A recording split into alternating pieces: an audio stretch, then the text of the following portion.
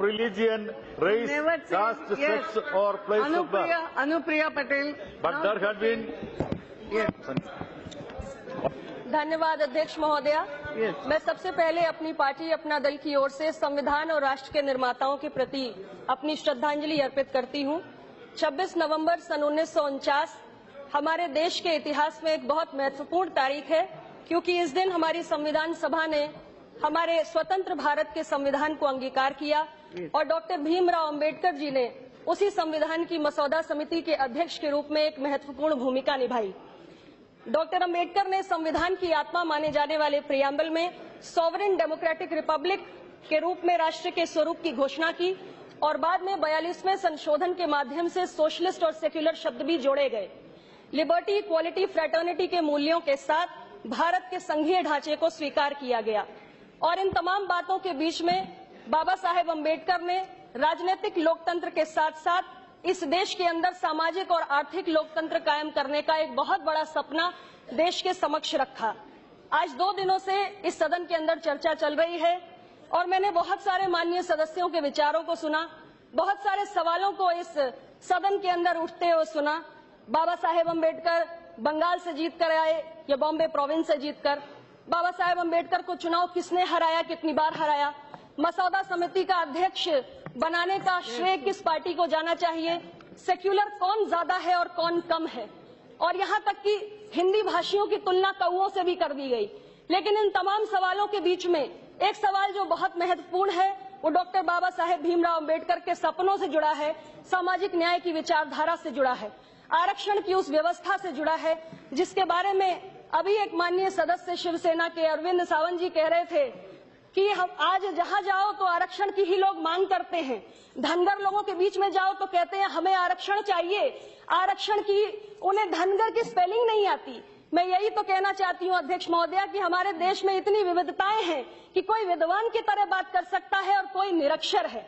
आरक्षण की मूल भावना को समझने की जरूरत है। ये कोई भीख की व्यवस्था नहीं है, ये संरक्षण की व्यवस्था है जो इसलिए बनाई गई है क्योंकि इस देश के अंदर जाति के नाम पे शोषण हुआ है और इसलिए ऐसे लोगों को अवसरों से जिन्हें वंचित रखा गया है उन्हें विशेष अवसर देने की जरूरत है। और यही बात बीजू जनता दल के वरिष्ठ सदस्य माननीय भर्तृहरि मेहताब जी ने भी कही और हमारी सरकार भी वही करने की कोशिश कर रही है।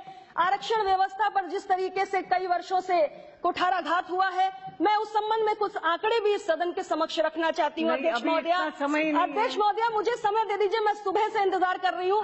मैं कुछ बातें रखना चाहती हूँ अध्यक्ष महोदया। पिछले 25 वर्षों से पिछड़ी जातियों को मंडल कमीशन के माध्यम से 27% आरक्षण की व्यवस्था है, लेकिन आज भी इस देश के अंदर ऐसे राज्य हैं, छत्तीसगढ़ और मध्य प्रदेश जैसे राज्य, जहां पर केवल 14% आरक्षण लागू है। झारखंड में केवल 22% आरक्षण लागू है। पश्चिम बंगाल में केवल 7% आरक्षण लागू है। अध्यक्ष महोदया, आज देश की क्लास 1 की नौकरियों में दलितों की भागीदारी केवल 12% पहुंच पाई है और पिछड़ी जातियों की भागीदारी केवल 5% पहुंच पाई है। यहां तक कि निचली अदालत से लेकर सर्वोच्च अदालत तक आज पिछड़ी जातियों की और दलित जातियों की भागीदारी नहीं सुनिश्चित हो पाई है। अध्यक्ष महोदया, देश के उच्च शिक्षण संस्थानों में एसोसिएट प्रोफेसर से लेकर वाइस चांसलर तक दलितों और पिछड़ी जातियों की भागीदारी आज केवल 2% पहुंच पाई है।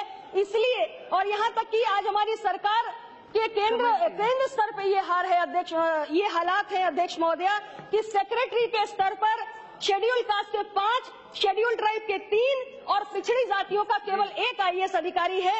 एडिशनल सेक्रेटरी के स्तर पर शेड्यूल कास्ट के 3, शेड्यूल ट्राइब के 2 और ओबीसी का 1 भी IAS अधिकारी नहीं है अध्यक्ष महोदया। इसलिए मैं अपनी सरकार से ये मांग करती हूँ, मैं एक छोटे से सहयोगी दल के रूप में ये मांग करती हूँ कि हमारी सरकार आरक्षण की इस व्यवस्था पर एक श्वेत पत्र जारी करे और इस श्वेत पत्र में इस बात पर विचार करना चाहिए कि आरक्षण को एक कानून के रूप में स्वीकार किया जाए और इसका उल्लंघन होने की स्थिति में दंड का प्रावधान हो, क्योंकि आज तक हमारे देश में आरक्षण का उल्लंघन सिर्फ इसलिए हुआ है क्योंकि दंड का कोई प्रावधान नहीं है और इसके साथ ही तो अपने आप बंद हो जाएगा। Yes, but very good.